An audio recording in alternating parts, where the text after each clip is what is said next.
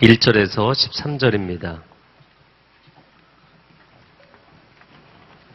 제가 한 절, 여러분이 한 절, 그리고 13절은 같이 읽겠습니다. 만약 내가 내 하나님 여호와께 온전히 순종하고 삼가 내가 오늘 내게 주는 그분의 모든 명령들을 따르면 내 하나님 여호와께서 너를 세상의 모든 민족들보다 높이 세우실 것이다. 만약 내가 내 하나님 여호와께 순종하면 이 모든 복이 너와 함께하고 너를 찾아올 것이다. 너는 성 안에서 복을 받고 들판에서도 복을 받을 것이다.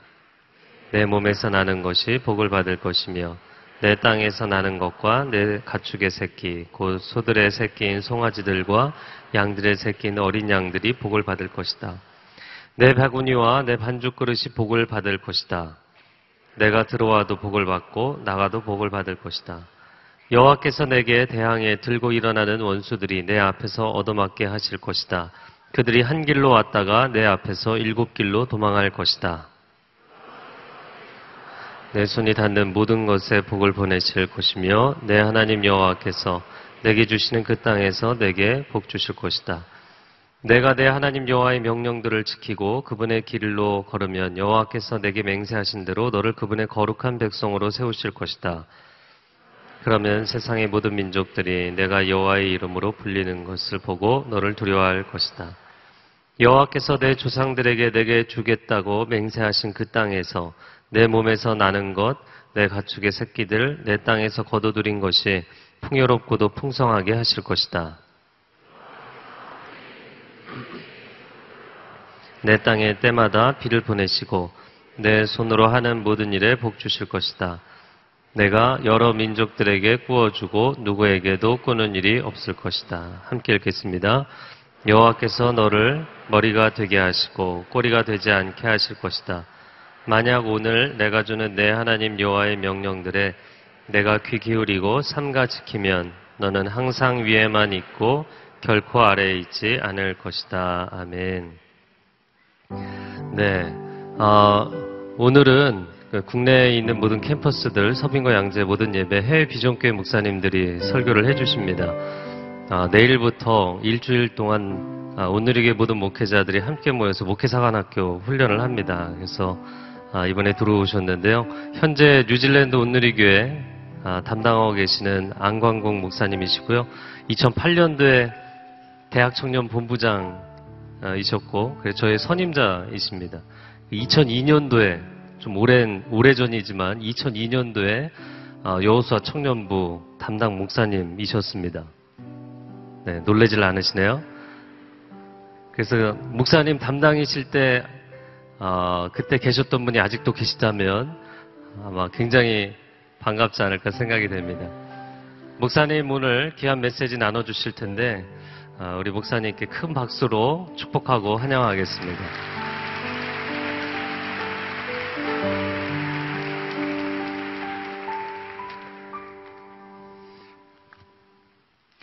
네, 여러분 만나게 돼서 반갑습니다. 2002년도에는 박종길 목사님이 담당하셨고 저는 그때 같이 사역을 했었습니다.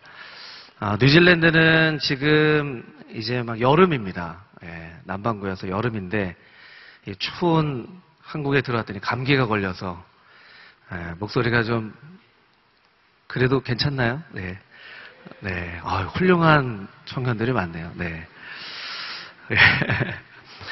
뉴질랜드 온누리교회는 지금 현재 어린아이들까지 합쳐서 한 370명 정도, 우리 성인 한 260명 정도 성도들이 모여서 아름답게 예배하고 있는 예배 공동체입니다.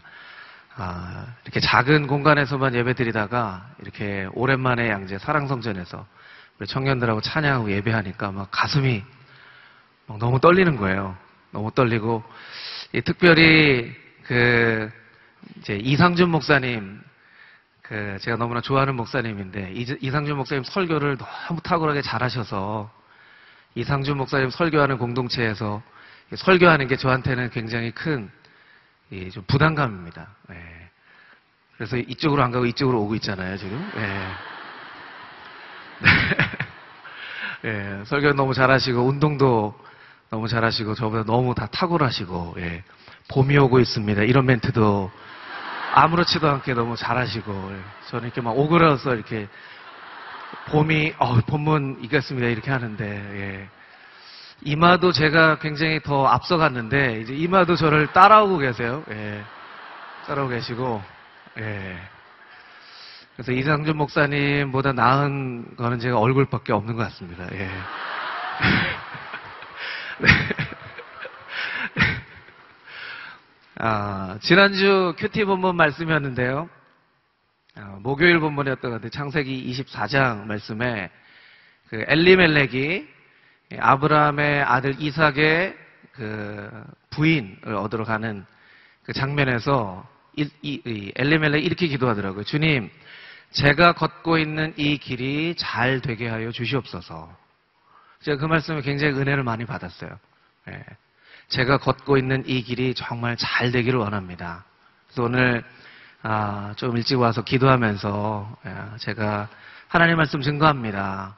주님, 제가 하는 이 설교가 잘 되게 하셔서 우리 말씀을 듣는 청년들의 마음 가운데 하나님의 마음을 깨달아 알 수 있는 그런 귀한 예배 자리가 되게 하여 주시옵소서. 이런 마음으로 다녀섰습니다. 설교하는 저에게도 은혜가 되지만, 설교 듣는 여러분에게도 은혜가 되지만, 설교하고 있는 저에게도 큰 은혜가 되는 귀하고 복된 예배 자리가 되기를 축복합니다. 예, 잠깐 기도하고 하나님 말씀 듣도록 하겠습니다. 하나님 감사합니다. 오늘 하나님의 이 귀한 말씀을, 이 천지를 창조하신 이 우주를 지금도 다스리시는 이 하나님의 그 마음을 우리가 말씀 속에서 우리가 깨달으려고 이 시간 겸손한 마음으로 주님 앞에 섭니다. 과연 우리 같은 작은 존재가 이 오묘하신 하나님의 뜻을 어떻게 깨달아 알 수 있겠습니까? 그러나 하나님께서 은혜를 베풀어 주신다면, 우리 귀를 열어주신다면 오늘 이 말씀 가운데 담겨져 있는 하나님의 그 뜻을 깨달아 알 수 있을 줄 믿사오니 주님, 우리의 마음이 하나님께 집중되게 하여 주시옵시고 이 말씀을 듣게 하시고 깨닫게 하시고 뿐만 아니라 이 말씀처럼 살아갈 수 있는 큰 은혜를 베풀어 주시옵소서. 주님, 이 땅을 위해서 기도하는 자들 되게 하시고 저 북한 땅을 위해서 기도하는 자 되게 하시고 열방을 위해서 기도하는 자 되게 하시고 전 세계의 온누리 교회가 먼저 그의 나라와 그의 의를 구하는 교회 되도록 우리가 기도하며 그렇게 중보자로 주님 앞에 또한 서기를 원합니다. 하나님 함께하여 주시고 이 예배 가운데 또한 우리의 삶 가운데 하나님의 큰 복을 내려 주시옵소서. 그렇게 인도해 줄 것을 믿고 예수님의 이름으로 기도드렸사옵나이다. 아멘. 아멘. 2013년 새해가 밝으면서 여러분이 가장 많이 들었던 이야기 중에 하나는 새해 복 많이 받으십시오라는 이야기일 것입니다. 예, 그렇죠? 우리가 성가대에서도 받은 복을 세워보아라 이렇게 찬양을 했고, 우리가 부르는 찬양 중에도 가장 좋아하는 찬양이 아마 축복송일 거예요. 그렇죠? 나름대로 좋아하는 찬양들이 많이 있지만 모든 사람들이 같이 공통적으로 좋아하는 찬양은 축복송일 것입니다. 그래서 뭐 이런 농담도 있더라고요. 어떤 교회 다닌 지 얼마 안 된 새가족이 밤길 혼자 걸어가다가 막 무서워서 찬양을 막 부르면서 걸어갔어요. 근데 부스럭거리면서 귀신이 나타난 거죠. 그때 때마침 생각나는 찬송이 당신은 사랑받기 위해, 그랬더니 이 숲을 속에서 머리를 해친 이렇게 귀신이 이렇게 나타나더니 감사해요 깨닫지 못했었는데 내가 얼마나 소중한 존재, 이렇게 찬양을 했다는 그런 농담까지 나올 정도로 우리가 복받는 것을 굉장히 좋아하죠. 우리가 복받는 것을 좋아할 뿐만 아니라 우리가 복받는 것을 좋아하는 만큼 하나님께서도 우리를 복 주시기를 좋아하시는 분이십니다. 여러분 그 사실을 믿으십니까? 여러분 그 사실을 믿으십니까? 왜냐하면 하나님께서 인간을 창조하시고 처음 하신 행동이 복을 주시는 행동이셨어요. 창세기 1장 28절 말씀 우리 자막을 통해서 같이 한번 읽어보도록 하겠습니다. 1장 28절 함께 읽겠습니다. 시작.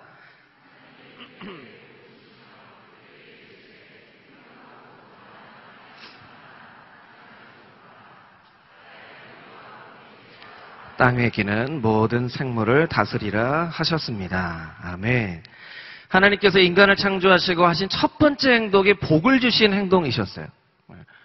5장 2절 말씀에도 보면 하나님께서 인간이 창조되던 날에 하나님께서 인간에게 복을 주셨다라고 말씀하고 계시거든요. 근데 우리가 여기에서 이제 한 가지 조금 더 깊이 묵상을 해봐야 될 것은 창세기 1장 28절 바로 앞구절인 1장 22절 말씀에 생물들을 창조하시면서도 생물들에게 복을 주시거든요. 우리 1장 22절 말씀 자막으로 한 번 더 읽어보도록 하겠습니다. 1장 22절 함께 읽겠습니다. 하나님께서 그들에게 복을 주시며 말씀하시기를 새끼를 많이 낳고 번성해 바닷물에 가득 채우라. 새들은 땅에서 번성하라 하셨습니다. 인간에게 주신 복과 동물에게 주신 복이 거의 유사합니다. 인간에게는 자식을 많이 낳고 번성해 땅에 가득하라 라고 말씀하셨죠. 동물들에게는 새끼를 많이 낳고 번성해 바닷물에 가득 채워라. 새들은 땅에 번성하라. 이렇게 말씀하셨다는 거예요. 그러면 동물의 창조와 인간의 창조의 큰 차이점은 무엇인가? 하나님께서는 인간에게는 복을 주시면서 사명을 주십니다. 사명을 주세요. 땅을 정복하라. 바다의 물고기와 공중의 새와 땅에 기는 모든 생물을 다스려라 라고 사명을 주었다는 것이죠. 동물에게는 사명을 주시지 않습니다. 인간과 동물에게 하나님께서 똑같이 복을 주셨지만 동물에게 주시지 않는 것이 있는데 그것은 사명입니다. 그래서 우리가 복을 생각할 때 늘 깨달아야 할 것은 복과 사명은 뗄래야 뗄 수 없는 관계이다라는 것이죠. 우리 같이 한번 따라해 볼 거예요. 하나님은 복을 주시며 사명을 주신다. 그러니까 우리가 만약에 스스로 하나님께 복을 받기를 구하고 하나님께 복을 받는 것으로 우리가 만족한다면, 거기에서 끝난다면 복을 주시는 하나님께서 복을 주시며 함께 주시는 사명, 그 사명에 우리가 집중하지 않는다면 우리가 우리 스스로의 수준을 인간의 수준에서 동물의 수준으로 낮추는 것이다 라고까지 말할 수 있다는 거예요. 그래서 여러분에게 2013년 주시는 사명이 무엇인가? 여러분의 인생의 사명이 무엇이고 이 교회 안에서 요서 공동체 안에서 여러분에게 주시는 사명이 무엇인가? 사실은 예배만 드리고 그냥 가면 너무나 편합니다. 그렇죠? 예. 그러나 그 편함은 여러분의 인생 가운데 정말 하나님의 궁극적인 이 복을 누리는 그런 편함은 아니라는 거예요. 그래서 만약에 여러분이 예배만 드리고 어떤 사명을 공동체 안에 감당하지 않고 있다면 여러분이 이 공동체 안에서도 사명을 발견하게 되기를 주님의 이름으로 축복합니다. 왜냐하면 하나님은 복과 함께 사명을 주시는 분이시기 때문이죠. 오늘 신명기 28장 말씀을 통해서 복을 주시는 하나님, 복과 사명을 함께 주시는 하나님, 이 복의 의미는 무엇이고 이 복을 어떻게 사명으로 승화시킬 수 있을 것인가? 한 구절 한 구절을 보면서 그 영적인 의미를 깨닫게 되기를 바랍니다. 우리 읽은 말씀 1절, 2절에 있는 말씀을 우리 다시 한번 읽어보도록 하겠습니다. 1절, 2절 말씀 함께 읽겠습니다. 만약 내가 내 하나님 여호와께 온전히 순종하고 삼가 내가 오늘 내게 주는 그분의 모든 명령들을 따르면 내 하나님 여호와께서 너를 세상의 모든 민족들보다 높이 세우실 것이다. 만약 내가 내 하나님 여호와께 순종하면 이 모든 복이 너와 함께하고 너를 찾아올 것이다. 아멘. 1절 말씀에서 우리에게 이야기하고 있는 것은 복은 어디로부터 오는가라는 거예요. 같이 한번 해볼까요? 복은 어디로부터 오는가? 여러분, 복은 약속으로부터 옵니다. 물론 하나님께로부터 오죠. 그러나 하나님께 모든 사람들이 다 복을 받는 것은 아니거든요. 하나님께서 약속하시고 그 약속하신 하나님의 말씀을 지키는 사람들에게 하나님께서 복을 주신다는 거예요. 그래서 여러분, 복은 하나님의 약속으로부터 온다는 것을 여러분 명심하셔야 됩니다. 그런데 하나님의 복은 하나님의 약속으로부터 오는데 조금 더 구체적으로 표현하자면 이 약속의 말씀을 듣는 것으로부터 오는 것이죠. 듣는 것으로부터 오는 거예요. 오늘 본 말씀에 삼가 듣고, 이 개역 성경에는 어떻게 번역되어 있냐면 삼가 듣고 지켜 행하면 이렇게 되어 있죠. 우리말 성경에는 온전히 순종하고 삼가 그 모든 명령들을 따르면 이렇게 되어 있습니다. NIV 성경에는 fully obey, carefully follow 이렇게 되어 있죠. 히브리 원문에 보면 동사 하나가 두 번 반복되어지는 것으로 이 문장이 표현되어 있어요. 샤마. 이것은 듣고 또 듣고 이런 뜻이에요. 듣고 또 듣고. 듣고 또 듣고 하는 것. 이것이 어떻게 보면 우리에게 너무나도 평범한 그런 구절이 될 수 있지만 이스라엘 백성들은 하나님의 약속을 듣고 또 듣고 그래도 이해되지 않으면 또 듣고 또 들었다는 거예요.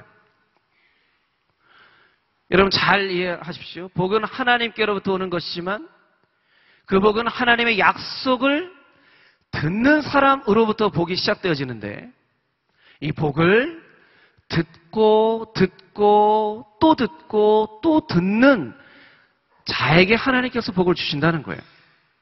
여기서 우리가 이런 질문을 해볼 필요가 있겠죠. 우리가 한 번 들으면 충분하지 않습니까? 왜 복을 듣고 또 들어야 됩니까? 그건 이유가 있습니다. 우리는 내가 원하는 것을 듣기 때문입니다. 원하는 것을 듣게 돼요. 어린아이가 처음에는 부모님의 말씀을 잘 듣습니다. 그러나 자기의 인생이다라고 하는 생각이 들을 때부터 자기가 좋아하는 것을 듣게 됩니다. 자기가 좋아하는 것을 듣게 돼요. 똑같은 사실을 이야기하지만 자기가 좋아하는 것을 골라서 듣는 그런 습관이 어릴 때부터 자연적으로 생기게 돼요. 그래서 여러분들이 뭐 듣는 것과 보는 것이 조금 차이가 있을 줄 있겠지만 지금 여러분들이 저를 보시면서도 여러분의 관점에 따라서 어떤 분은 제 넥타이 색깔을 보시는 분도 있고 어떤 분은 양복을 보시는 분도 있고 어떤 분은 제 이마를 보시면서 중보기도를 해야 되겠다 뭐 이렇게 생각하시는 분들도 있을 수도 있고 여러분의 관점에 따라서 보는 것들이 다 다르다는 거예요. 똑같은 팩트를 보지만 여러분의 관점에 따라서 여러분이 취하는 인포메이션은 다 다르다는 거예요. 그것을 잘 알 수 있는 것이 성경책이죠. 성경책을 보면 하이라이트가 쳐져 있는 구절이 있어요. 하나님께서는 어떤 구절만 따르면 된다라고 말씀하지 않으셨는데 우리는 나도 모르게 말씀을 내가 은혜 받은 말씀과 그렇지 않은 말씀으로 나누고 우리가 하나님의 말씀 보고 있다는 거예요. 그래서 성경책도 어느 정도 시간이 되면 다시 한번 하이라이트 쳤던 내가 은혜 받은 말씀 너무나 소중하지만 이 말씀들을 놓고 하나님 내가 원하는 대로만 하나님의 말씀을 듣지 않기 위해서 새로운 마음으로 하나님의 말씀 듣습니다 하는 그런 자세가 필요하다는 것이죠. 왜 이스라엘 백성들이 한 번 들으면 하나님의 말씀인데 충분하지 않았겠습니까? 그러나 이스라엘 백성들은 자신의 관점에 따라서 하나님의 말씀을 각자가 다르게 취하는 것을 원하지 않았기 때문에 듣고 또 들었다는 거예요. 여러분 큐티를 하실 때 어려워하시는 분들이 있으시죠? 뭐 여러 가지 이유가 있을 수 있지만 제가 큐티하는 분들 중에 어려워하는 분들에게 한 가지만 여러분이 먼저 해보십시오. 쉽게 한 가지만 먼저 해보십시오라고 말씀드리는 것은 여러 번 본문을 읽어보십시오라는 것입니다. 읽고 또 읽어보라는 것이죠. 한 10번쯤 읽어보십시오. 10번쯤 읽어도 안 되면 한 15번쯤 읽어보십시오. 읽는 것이 음식으로 비유한다면 음식을 씹는 거죠. 묵상은 소화를 시키는 겁니다. 하나님께서 인간을 창조하실 때 소화시킬 능력을 주시고 인간을 창조하셨어요. 그렇죠. 여러분이 음식을 먹고 음식이 소화되는 동안 계속 위에게 지시를 하시는 분 계십니까? 소화시켜야 돼. 옳지 잘한다. 그래 좀 더 뭐 이렇게 하시는 분 있으십니까? 그렇게 안 할 거예요. 왜냐하면 하나님께서 소화할 능력을 이미 우리에게 주셨거든요. 우리가 해야 될 것은 무엇입니까? 정해진 때에 양질의 음식을 적당한 만큼 먹는 것. 그리고 음식을 한 번 넣어서 꿀꺽 삼키는 사람이 없는 것처럼 여러 번 음식을 씹어서 삼키면 그 다음에는 위가 알아서 이 모든 과정을 처리한다는 거예요. 묵상도 마찬가지입니다. 우리가 묵상법도 배워보고 배울 필요가 있습니다. 여러 가지 큐티에 대해서 배워볼 필요가 있지만 그 여러 가지 과정들이 다 어렵게 느껴지시는 분이 있다면 여러분 본문의 말씀을 여러 번 읽어보십시오. 여러 번 읽어보세요. 한 10번쯤 읽어보세요. 10번쯤 읽어서 안 되면 15번쯤 읽어보세요. 그러면 여러분이 나도 모르게 묵상이 되는 것을 발견하게 되실 거예요. 이스라엘 백성들이 듣고 또 들었던 것처럼 우리도 하나님의 말씀을 듣고 또 들어야 그 들음에서 하나님의 이 주시는 복이 무엇인지를 깨달아 알고 그 복을 누리며 살아갈 수 있게 된다는 것이죠. 중국 역사에 보면 후한 시대에 헌제라는 왕이 있었는데 그 헌제 왕의 신하 중에는 동우라는 아주 유명한 학자가 있었습니다. 이 동우라는 학자는 굉장히 유명한 학자였어요. 아주 지식이 탁월한 사람이었어요. 근데 이 동우라는 사람의 한 가지 독특한 특징은 제자를 키우지 않는 거예요. 많은 사람들이 동우에게 와서 저의 스승이 되어 주십시오. 저에게 좀 가르침을 주십시오. 할 때마다 이 동우라는 학자는 자기에게 찾아온 사람들에게 어떻게 얘기했냐면 이런 얘기를 했습니다. 독서 100편 의자현이다. 독서 100편. 100번 읽으면 뜻 의자, 스스로 자자, 나타날 현자. 뜻이 스스로 나타나건만 나에게 무엇을 가르쳐달라고 하는가. 가서 100번 읽으십시오. 100번 읽으십시오. 그리고는 사람들을 돌려보내는 그런 일화로 유명한 사람이었어요. 이런 말씀을 들으면서 우리가 영적으로 도전을 받아야만 합니다. 이 세상의 학문을 깨닫기 원하는 사람들도 이해가 되지 않으면 또 읽고 하는데 여러분 예전에 대학교 들어갈 때 수학의 정석 예전에는 있었는데 성문종합영어 여러분 아시나요? 저는 성문종합영어를 공부했는데 몇 분 이제 저하고 공감대가 생기시는 2002년부터 여호수아 공동체에 계셨던 분들이 좀 있는 것 같아요. 예. 여러분 수학의 정석 한 번 풀고 난 끝냈다 이렇게 얘기하시는 분 없을 거예요. 풀고 또 풀었을 거예요. 닳도록 막 별표가 막 형용색석으로 되어 있을 정도로 풀었을 거예요. 여러분 세상의 학문을 공부하는 사람들도 그렇게 공부하는데 우리가 하나님 말씀을 한 번, 두 번 읽고 이해가 되지 않는다고 큐티가 어렵다고 이야기하는 거 그건 말도 안 되는 일이라는 거예요. 세상의 학문도 100번씩 읽는데 독서 100편 의자연이라는 말에 도전을 받고 하나님의 뜻이 이해가 되지 않는다면 거기서 멈추지 않고 읽고 또 읽기를 원합니다. 그렇게 하나님 앞에 나아가는 자들에게 반드시 하나님의 뜻이 깨달아지고 하나님의 약속하신 복이 임하게 될 줄 믿습니다. 할렐루야. 아멘. 이 아멘 소리는 우리 한 250명 되는 뉴질랜드 온누리 교회가 더 큰 것 같아요. 이 방송을 아마 나중에 보고 계실 텐데. 할렐루야. 아멘. 2절 말씀을 우리가 좀 보기 원하는데요. 2절 말씀에는 복에 대해서 설명하고 있어요. 복을 베라카라고 하는 히브리어 단어로 설명하고 있는데 이 베라카라는 단어는 무릎을 꿇다라고 하는 바라크라는 이 동사에서 온 말이에요. 무릎을 꿇다. 왜 복이 무릎을 꿇다라는 단어에서 온 것일까? 이 복은 무엇이냐면 무릎을 꿇어서 구하는 것이라는 뜻이에요. 아까도 결혼하는 우리 커플이 있었는데 우리 결혼할 때 이렇게 프로포즈 하진 않잖아요. 내가 여태까지 사귀어 봤는데 너무 좋다. 너 나랑 결혼하자. 실은 말고. 이렇게 프로포즈 하지는 않잖아요. 그렇죠. 어떻게 프로포즈 합니까? 이렇게 무릎을 탁 꿇고 깜짝 놀랐습니다.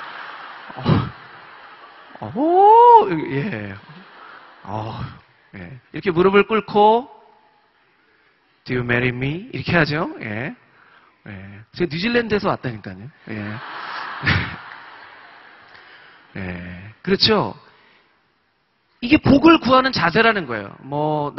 나 같은 사람 좋은 사람인데 나 만나는 게 너한테 복이지.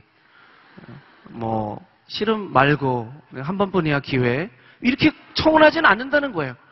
꼭 결혼해줬으면 좋겠어. 라고 하죠. 무언가를 간절한 마음으로 구할 때 어떻게 구합니까? 무릎을 꿇고 구하죠. 제발 이것을 저에게 주십시오. 이렇게 구하죠. 이게 복이라는 거예요. 이게 복이라는 거예요. 근데 우리가 이렇게 복을 구하고 있냐는 것이죠. 여러분, 마음 가운데 원하는 복, 소원을 이렇게 무릎을 꿇어서 하나님 앞에 정말 이게 제게 필요합니다라는 마음으로 구하고 있냐는 거예요.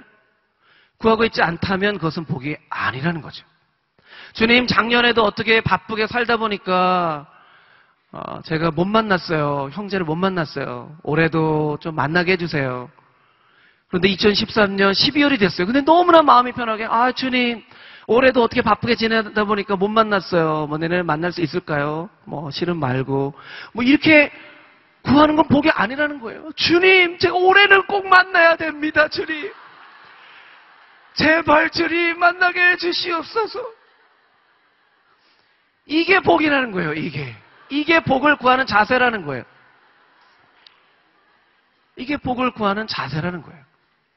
근데 오늘 2절 말씀에 독특한 표현이 있는데요. 이런 표현이 있죠. 복이 너와 함께하고 복이 너를 찾아올 것이다. 같이 한번 따라 해볼까요? 복이 너를 찾아올 것이다. 우리 자매님들에게만 축복합니다. 형제가 찾아올 줄 믿습니다. 형제가 찾아올지어다. 우리 형제를 못 만나는 이유가 있어요. 하나님께 무릎을 꿇고 간절한 마음으로 형제님을 만나게 해주시옵소서 하면 형제가 찾아온다고 말씀하셨는데 형제를 찾아가니까 형제가 무서운 거죠. 이 자매가 하는 거죠. 여러분, 여러 가지 아름다운 모습이 많이 있지만 무릎 꿇어 하나님 앞에 기도하고 전심으로 예배하는 모습이 가장 아름다운 모습이에요. 할렐루야. 그래서 여러분, 이게 꼭 형제를 얻으려고 하는 것은 아니지만 무릎 꿇고 전심으로 기도할 때 내가 이쁘게 보이는 축복을 하나님께서 주셔서 형제가 나를 찾아오는 그런 복이 자매들에게 임하게 될 줄 믿습니다. 아멘 소리가 별로 이렇게 크지 않습니다. 우리 형제님들에게도 마찬가지예요. 형제님들은 원하는 것들이 많이 있죠. 이루고 싶은 꿈이 있어요. 근데 꿈을 무릎을 꿇어 하나님 앞에 구하는 마음으로 구하지 않는다는 거예요. 그냥 이루어지면 좋고 그렇지 않으면 다른 복이 있을 수 있으니까 이렇게 생각한다는 거예요. 근데 하나님께서는 무릎을 꿇어 기도해라. 여러분, 무릎을 꿇는다는 말이 순종이라는 말과도 연결되어지고 겸손이라는 말하고도 연결되어지고 예배라는 단어하고도 연결되어진다는 거예요.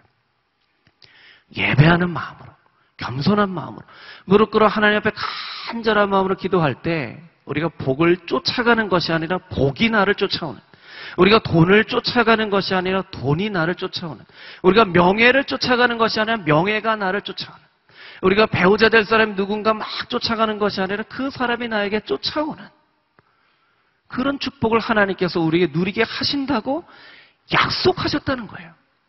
하나님께서 약속하셨다는 거예요. 이상준 목사님이 약속하신 게 아니고요. 제가 약속하는 것이 아니고요. 하나님께서 약속하셨다는 거예요. 여러분, 하나님께서 약속하셨으니 이대로 되지 않겠습니까? 이대로 될 줄 믿습니다. 아멘. 그래서 우리에게 더 무릎을 꿇어 하나님 앞에 간절한 마음으로 바라는 마음이 있어야 된다는 거예요. 무릎을 꿇어 하나님 앞에 간절한 마음으로 구하지 않는 것은 그 자체가 복이 아니라는 거예요. 있어도 되고 없어도 되는 것, 그것은 복이 아니라는 것을 본문의 말씀이 우리에게 이야기하고 있습니다. 우리 3절에서 6절까지 있는 말씀을 우리 다시 한번 읽어보도록 하겠습니다. 3절에서 6절 한 목소리 함께 읽겠습니다. 시작.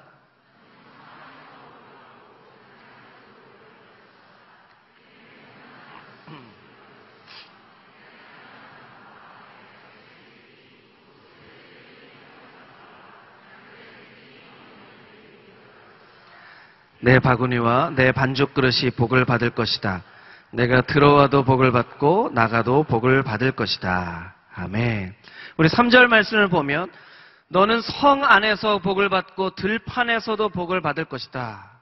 여러분, 이게 어떤 뜻인지 우리가 이해를 해야 되겠죠? 성 안에서 복을 받는 것은 많은 사람들이 있는 가운데서 복된 존재가 되게 한다는 거예요.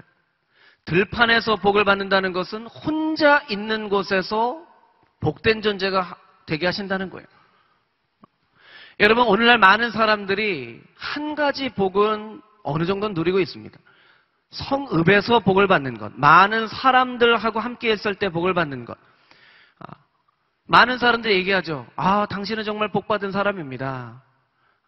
당신은 정말 축복된 사람입니다. 이렇게 얘기를 해요.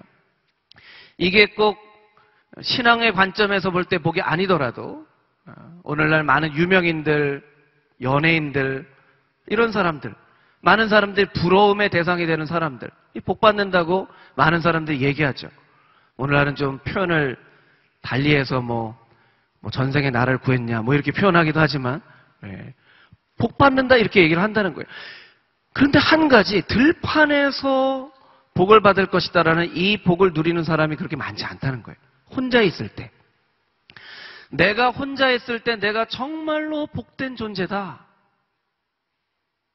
여러분, 많은 사람들에게 당신은 정말 복된 사람입니다 라고 그런 얘기를 들은 적이 있을 거예요, 분명히.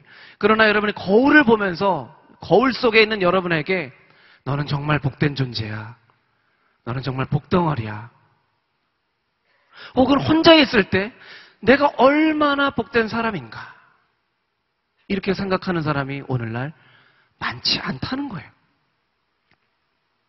그래서 오늘날 많은 사람들에게 복된 사람이라고 축복받는 그런 사람들이 스스로 목숨을 끊는 일들이 일어나는 이유가 여기에 있다는 것이죠. 많은 사람들, 성 안에 있을 때는 복된 존재라고 막 이야기하지만 혼자 있을 때는 내가 너무나 복되지 않은 존재라고 생각하는 거예요. 그러니까 이 인생을 살 필요가 뭐가 있겠는가 라고 스스로 목숨을 끊는 일들이 일어난다는 거예요. 많은 사람들과 함께 있을 때에도 내가 정말 복된 존재여야 하지만 내가 내 인생을 스스로 바라볼 때도 나는 정말 복된 사람이다. 다른 사람들이 아무리 인정하지 않아도 나는 정말 복된 사람이다라고 생각할 수 있어야 된다는 거예요. 다른 사람들이 나를 볼 때 나는 잘생기지도 이쁘지도 않다고 생각할 수 있지만 그래도 나는 정말 복된 사람이라고 스스로 생각할 수 있어야 된다는 거예요. 들판에서 복을 받았던 한 사람의 이야기를 우리가 떠올려 보기 원합니다. 이 사람이 이제 룻인데요. 여러분, 룻기의 이야기를 조금 아시죠? 나오미는 인생의 성공을 위해서 모압 땅으로 갑니다. 그러나 그 모압 땅에서 남편을 잃어버리고 두 아들을 잃어버렸어요. 그리고 모압 며느리인 룻만을 데리고 다시 베들레헴으로 돌아오게 되죠. 베들레헴에 돌아와서 나오미와 룻이 한 첫 번째 행동은 들판에 가서 이삭을 줍는 것이었습니다. 너무나 당연한 일이라고 생각할 수 있겠죠. 삶에 근거가 없고 할 수 있는 일이라고는 남들이 다 추수하고 나서 나그네들을 위해서 남겨놓은 이삭을 줍는 것, 너무나 당연한 일이라고 우리가 생각할 수 있다는 거예요. 그러나 여러분, 이 당연한 것에 인생의 진리가 있습니다. 왜냐하면 오늘날에는 아무도 이삭을 주려 하지 않기 때문이죠. 오늘날의 상황으로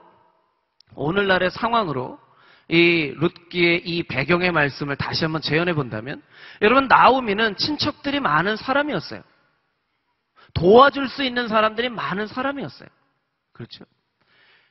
베들레헴으로 돌아왔어요. 많은 친척들이 위로했겠죠. 나오미가 이렇게 얘기할 수도 있었다는 거예요. 내가 모압 땅에 가서는 남편도 잃어버리고 두 아들도 잃어버렸지만 내가 베들레헴에서 다시 재건하려고 합니다. 대출을 좀 해주십시오. 제가 그래서 대박을 터뜨리겠습니다. 제가 한 건 하겠습니다. 제가 나오미입니다. 아시죠? 저 나오미인 거 아시죠? 제가 이삭, 그거 저한테 너무 어울리지 않는 거예요. 이삭을 주우라뇨. 좀 돈을 좀 빌려주십시오. 저에게 좀 좋은 기회를 주십시오. 할 수도 있었다는 거예요. 그러나 나오미와 룻은 들판에 가서 이삭을 주었다는 거예요. 작은 것부터. 자기가 할 수 있는 그 작은 것으로부터 나오미와 룻의 복이 시작되었다는 거예요. 다윗의 계보를 잇는 그런 축복이 룻에게 허락되어졌다는 것이죠. 오늘날 많은 청년들이 한탕을 꿈꾸고 있습니다. 한 건 대박을 터뜨려야 되겠다 이야기를 하고 있습니다. 없어도 한탕, 없어도 명품. 나에게 이 삭은 어울리지 않아. 내가 없어도 이 삭은 절대 줍지 않을 거라고 생각합니다.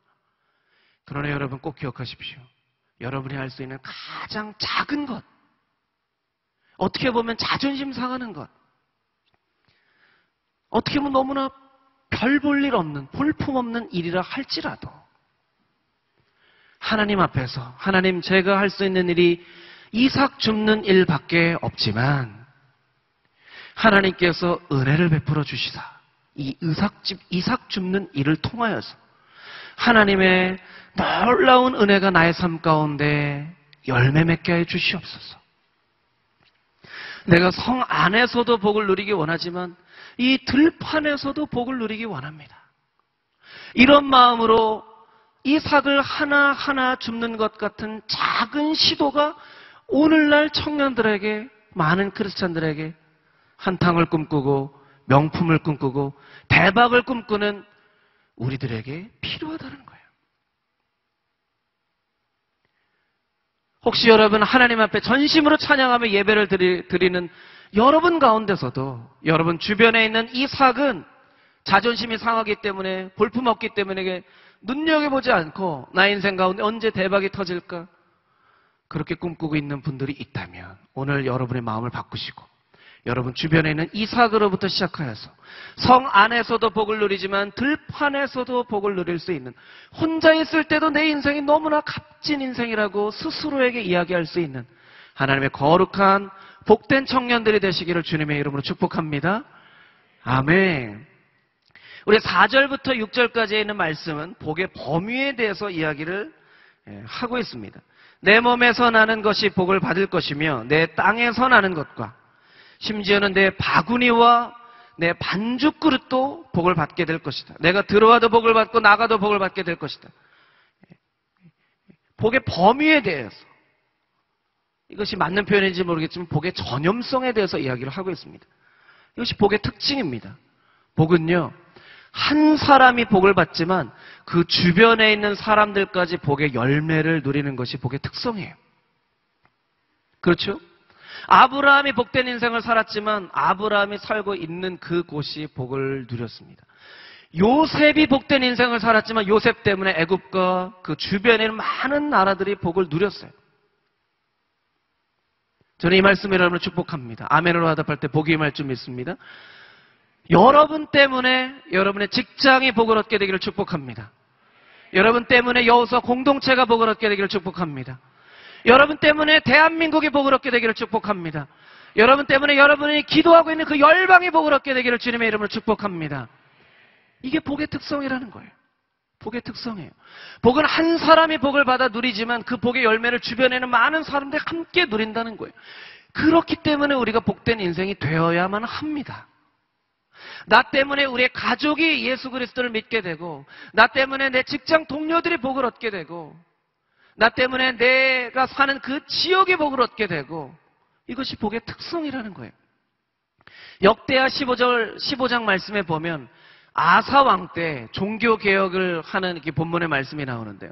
아사왕 때 상황을 잠깐만 말씀드리면 아사왕 때 너무나 큰 혼란이 있었어요. 하나님 말씀도 없고 가르치는 제사장도 없고 너무나 혼란스러운 시대였어요. 이 아사왕 때 시대가 얼마나 혼란스러운 시대였는지 나와 있는 구절을 우리 자막으로 같이 한번 좀 보기 원하는데요. 역대하 15장 5절 6절에 있는 말씀 우리 자막으로 같이 한번 읽어보도록 하겠습니다. 시작. 그때 나가는 사람이나 들어오는 사람에게 평안이 없었다. 그 땅에 사는 모든 사람들이 큰 혼란에 빠져 있었다. 민족이 민족을 치고 성읍이 성읍을 치니 하나님께서 모든 고난으로 그들을 힘들게 하셨다. 아멘. 그때 평안이 없었고요. 모든 사람이 혼란에 빠져 있었고요. 민족이 민족을 치고 성읍이 성읍을 치고 개역성경에 보면 피차 상한 바 되었더라.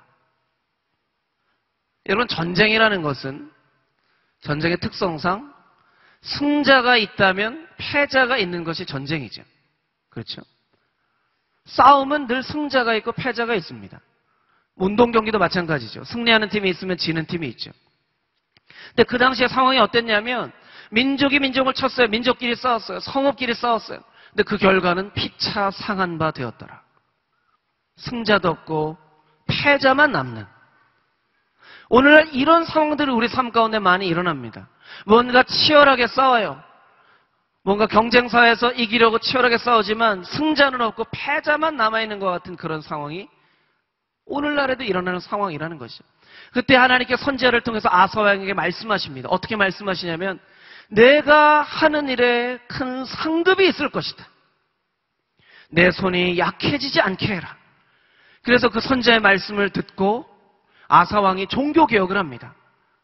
이방의 산당들을 다 치우고 하나님 말씀을 묵상하는 그런 말씀의 회복이 아사 시대에 있었죠.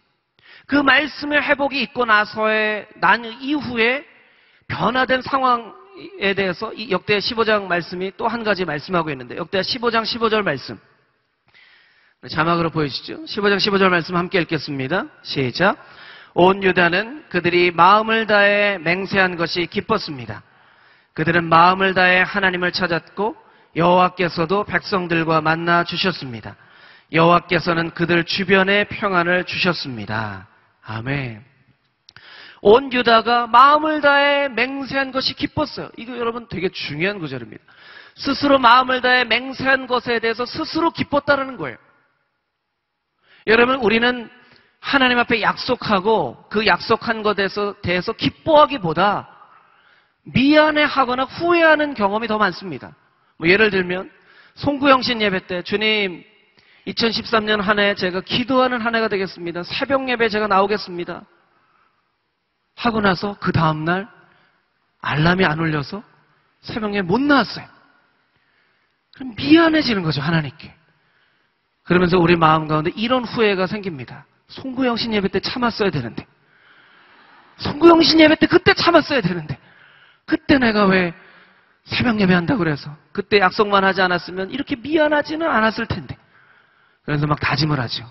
올해 새벽 예배 때, 올해 송구영신 예배 때는 어떤 다짐도 하지 않으리라. 뭐 이렇게 막 생각을 한다는 거예요. 우리는 대부분 약속을 해놓고 후회를 하거나 약속을 해놓고 미안해하죠. 이스라엘 백성들은요, 맹세한 것, 마음을 다해 맹세한 것에 대해서 스스로 기뻤다는 거예요. 내 맹세 정말 잘했다. 약속 정말 잘했다.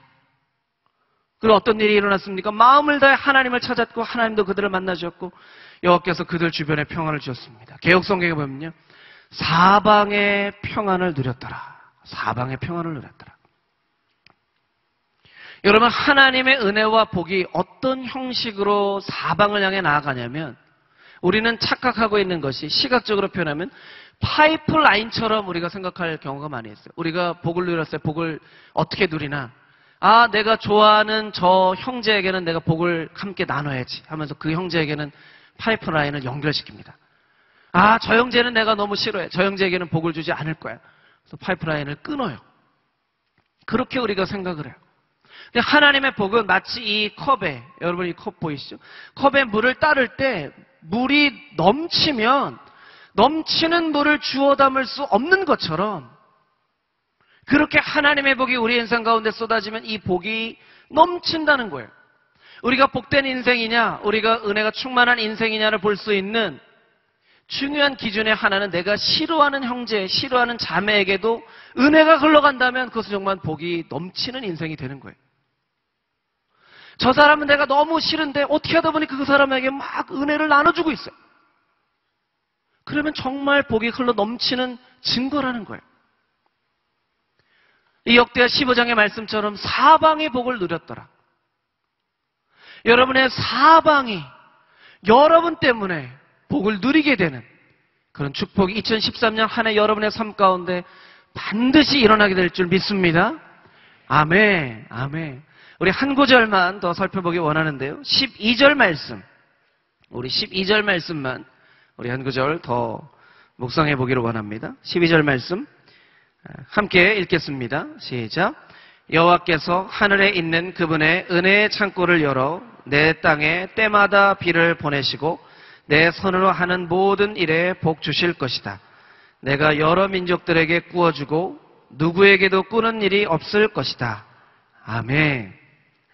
12절 말씀을 통해서 우리가 알 수 있는 것은 하늘에 은혜의 창고가 있다라는 거예요. 은혜의 창고가 있다는 거예요.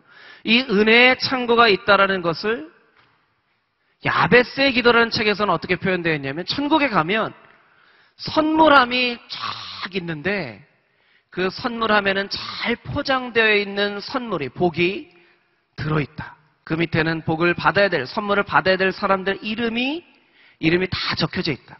너무나 안타까운 것은 그 선물함에 있는 선물들이 다 그 사람들에게 전달되어져야 되는데 선물함 안에 아직 선물이, 복이 전달되지 않은 채 가득 남아져 있다는 거예요. 단지 한 가지 이유 때문에 구하지 않아서. 성경에 보면 곳곳에 하늘에 은혜의 창고가 있다, 이런 표현 많이 등장합니다. 우리가 건너뛰었지만 본문의 8절 말씀에도 창고란 말이 있죠. 그렇죠. 은혜의 창고가 있습니다. 은혜의 창고에 하나님께서 예비하신 복이 있는데 입구를 열어주시고 그 하나님의 은혜의 창고에 있는 복을 우리에게 내려주시는데 11절 말씀에 있는 것처럼 풍성하게, 히브리어로 하면 야타르라고 하는데 이건 돌출되다라는 뜻이에요. 누가 봐도 복인 것처럼 알 수 있게, 이런 뜻이죠.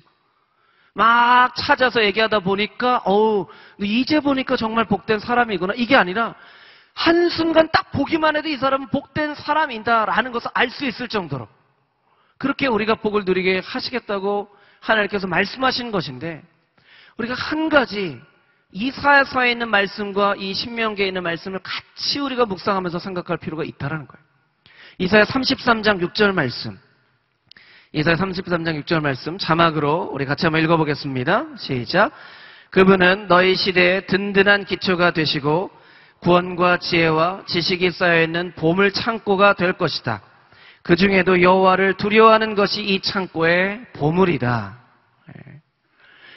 그런데 이 이사야서의 말씀을 우리말 성경과 개역 성경으로 볼 때는 좀 표현이 안 돼 있는 구절이 NIV 성경에 나와 있어요. 우리 NIV 성경을 좀 보여주실까요? 함께 읽겠습니다. 왜 안 읽으시죠? 네. 제가 좋은 발음을 한번 읽어보겠습니다. He will be the sure foundation for your times, a rich store of salvation and wisdom and knowledge. 그 다음 구절이 굉장히 중요해요.